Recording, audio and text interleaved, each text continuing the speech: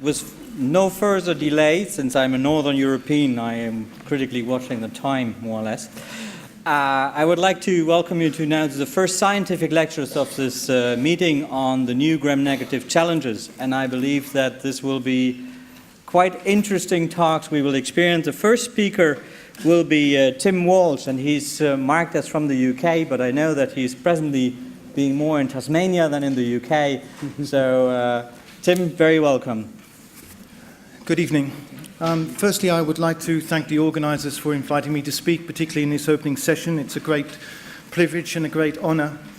I'd like to, in particular, thank Didier and Andreas for their warm hospitality and also for putting this story, which hopefully is an interesting example of sort of human behaviour over science, really.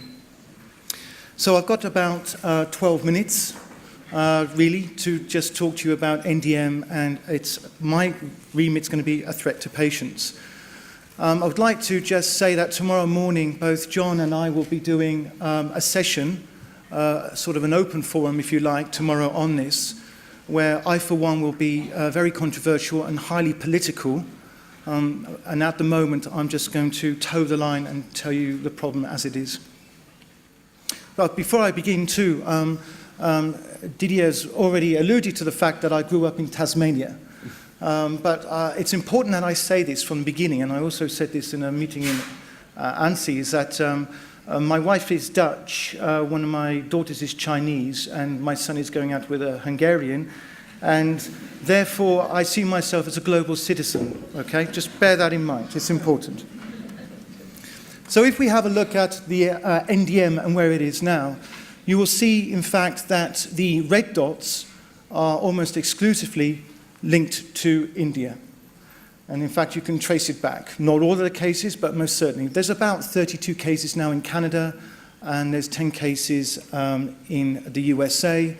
And needless to say, there are many cases, and I'll come on to that point, in Southern Asia, in particularly Pakistan and India. You'll notice that we have, for those of you who don't know, we have a big Pakistani Indian population in the UK. It's no secret that our number one drink is the cup of tea, and our number one meal is the curry. And that is a reflection of how well the Indian community have assimilated into British culture, and we have a terrific relationship with them. There are certain indications on here that suggest, in fact, that not all NDM can be traced back to India or Pakistan, and particularly India. There's a big black star with Kenya, and personally I think that can be linked to India, but the Kenyan scientists are not admitting to it. There seems to be an independent cluster that appears to be mainly Acinetobacter in China. And it would appear that NDM1 first appeared in Acinetobacter before we actually found it in Enterobacteriaceae. You'll notice that there's a smattering of green dots within the Balkan areas. That seems to be also independent of travel to India, either as tourist or medical tourism, so-called. And this could in part be linked to the illegal transplant trade that comes out of Pakistan. And we've written an article in the Lancet Infectious Diseases highlighting this worrying aspect.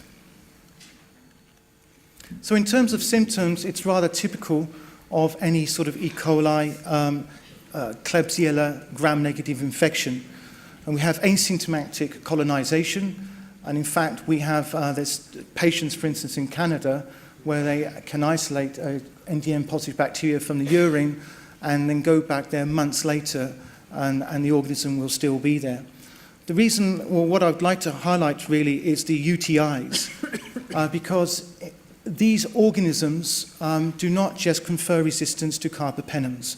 When the plasmid transfers over into a recipient, whatever that recipient may be, that recipient now becomes resistant to all antibiotics apart from ticacycline and colistin. And for those of you who know that those two are not indicated to treat urinary tract infections. So for instance, if an Indian woman gets cystitis, that is the end of the treatment potential regime.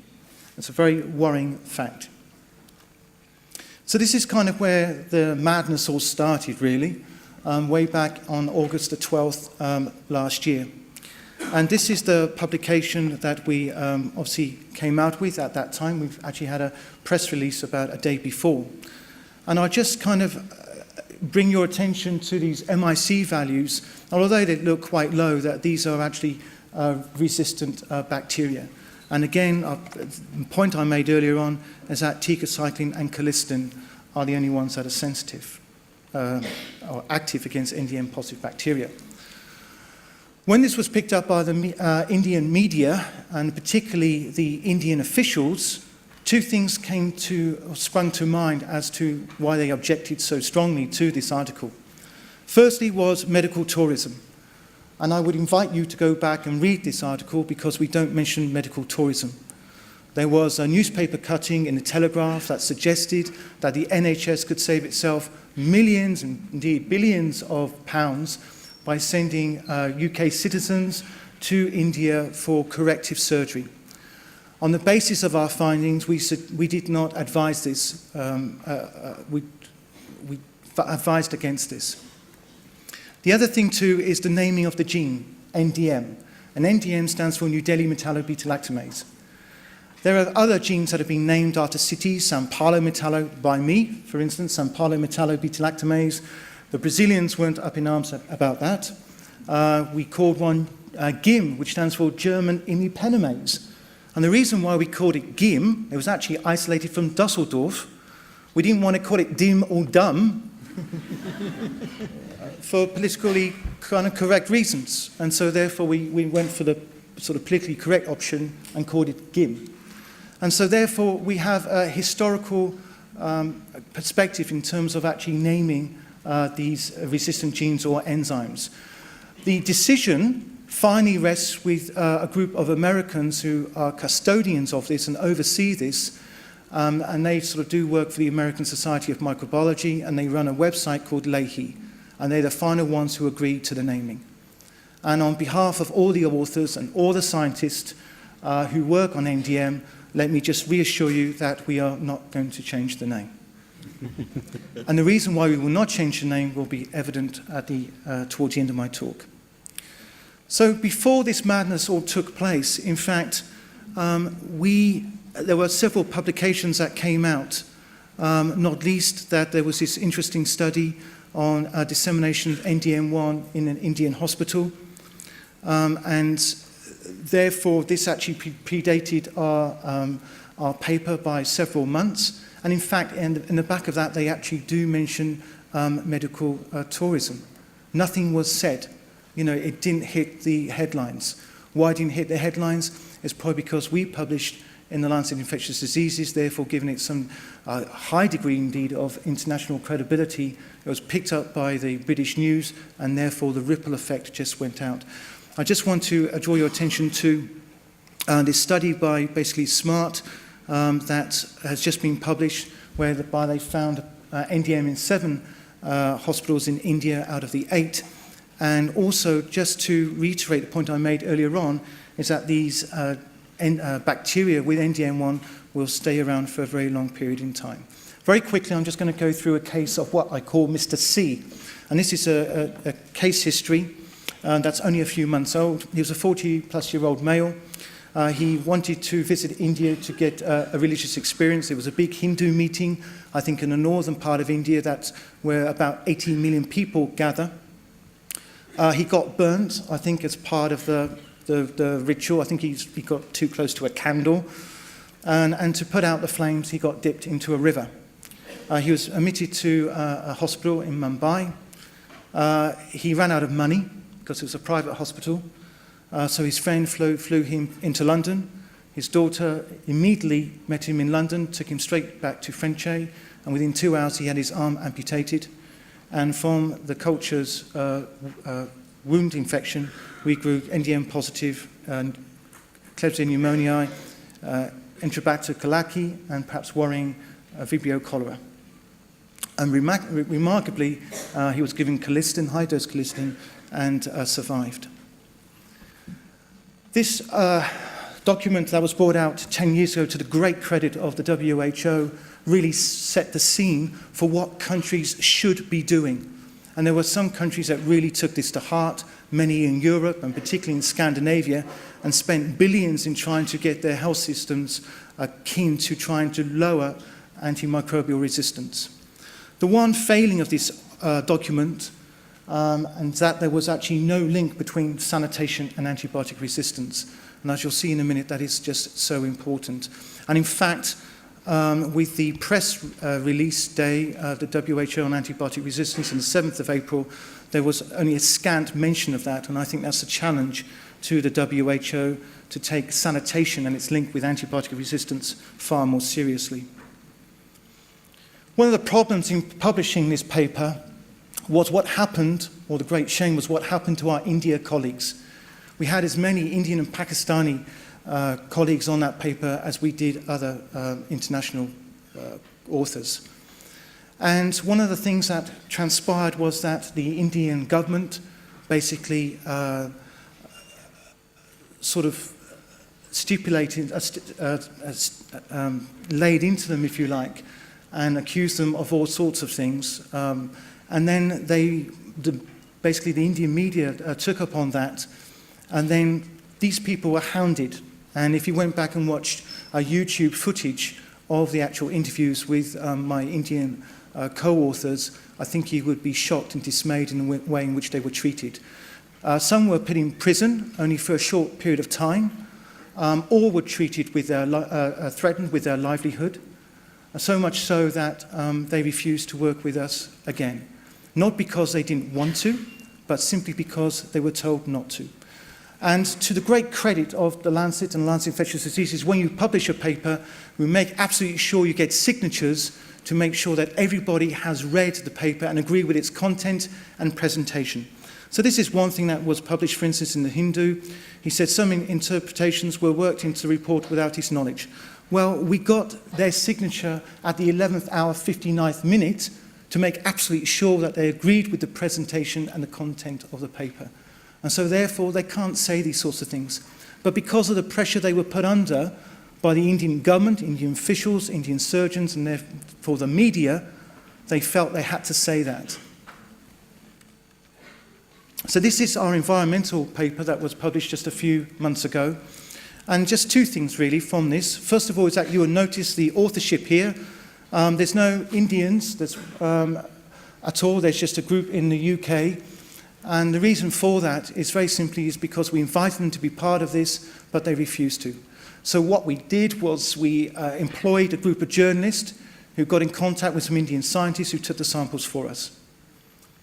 The samples were deemed to be illegal by the Indian government, but indeed they were not. And that's one thing that we will find is that the rules just kept on changing and changing and changing. We estimated that about 30% of the samples were contaminated with NDM. In fact, the number's higher than that, it's about 40%. But because we couldn't definitively prove it, we just put the figure in there that we could. I just draw your attention to this particular paper at the bottom, which is about to come out in press. It's in press, actually, in press at the moment, it's about to be published. And it states in Pakistan, this is 30% roughly of inpatients carry NDM, and in the community about 14%. Now, if you extrapolate that data, that makes it more than 100 million Indians will carry NDM1 as normal flora, and that agrees with our estimation that about 150 to 200 million Indians carry NDM1 positive bacteria as normal flora. So sanitation plays a great part. And this beautiful article written by Jason Gale has highlighted the desperate need in countries like India and the effect it has on people's health. More people in India own mobile phones than they do toilets. About 650 people do not have adequate sanitation, let alone potable water. And the diagram on the left-hand side of this is an iceberg. And what we see clinically is this bit above the waterline. That's what we manage in our hospitals, in our wards, etc. What actually drives the resistance is this bit below the waterline. So with MRSA, this bit below the waterline is not very big. But in countries with poor sanitation, the driving of the resistance is absolutely massive, is unchecked, and will only get worse. So why is this a real threat? And you may not be able to see this at the back of the room, but basically what I try to do is to compare KPC with NDM. KPC is the light line and NDM is the dark line. And this is in the species found and this is in the countries found. And if you're worried about KPC, just have a look at the dark line. NDM1 will outstrip KPC in no time at all. It's all to do with the plasmid background and how successful these bacteria are in actually transferring on their genes. There is great recognition throughout the scientific community that CTXM15 started in India in about the late 1990s, mid-1990s. It's now become a global phenomenon. And NDM1 will certainly follow that course and probably achieve it more successfully. Nobody in Southern Asia actually knows how big the problem is because there's not national surveillance studies being undertaken. The potential for further intrabacterial transfer is absolutely massive. We've already found it in Shigella and in Vibrio cholera. NDM will inevitably spread to all gram-negative bacteria, potentially even Yersinia pestis. And the pipeline drugs, at the moment, those that are in phase 2 clinical trials, simply will have very little effect on NDM1 positive bacteria. And the reason for that is because the plasmids contain up to 13 antibiotic-resistant genes. This is unprecedented in the way in which we have examined resistance. The good news is that despite, or maybe even because of, all of this coverage, press coverage, particularly associated with the Lancet Infectious Diseases first paper, is that the Indian government called together a group of scientists in November to put together a task force. This is the document they've come out with. Basically, it's a rehash of the WHO document from 10 years ago. Unfortunately, there's no timelines in there, so we can't actually expect something to happen immediately. But nonetheless, at least it is on the radar, and hopefully some people will take it far more seriously than what they have been. And GARP have produced this report, which is a very worthwhile document, and I would recommend you to read both of them. So what lessons have we learnt? My penultimate slide. Surveillance must be global or nothing at all. There simply is no point in doing a UK surveillance or indeed a European surveillance. We are a global community. And it looks like the global economy is actually raced on ahead of actually antibiotic resistance or the tracking thereof. And so we're at the moment playing catch-up. This is 2011, and we do not have a publicly funded global surveillance system, which is, I think, worrying and shocking. Science must not be politically tainted. We should be agents of freedom, and that includes my Indian colleagues. And if we recognize a problem, there should be freedom to go on and work on that problem without fear of prejudice or indeed even your livelihood. So scientists must be free to work on these according to their conscience. The national objectives with any antimicrobial resistance surveillance system must be in line with the WHO policies, which were written 10 years ago. And there must be finally, and this is a challenge to the WHO, there must be international accountability. There is no point in the WHO producing very worthy documents like the article 10 years ago for some countries to spend billions on implementing it and others blatantly ignore it. We are a global community and therefore we have a global responsibility. And finally, I think there just should be an additional tax. How does one do that in this economic climate? Well, I think all of us coming here should actually have paid 1% on our airfare, because air travel is one of the key ways in which antibiotic-resistant bacteria spread from one country to another. And if you paid 1%, that could be ring-fenced, be maybe controlled by the WHO, to be given out to countries who want to implement these measures and also undertake further research. And on my final slide, I'd just like to thank you very much for your attention. No question.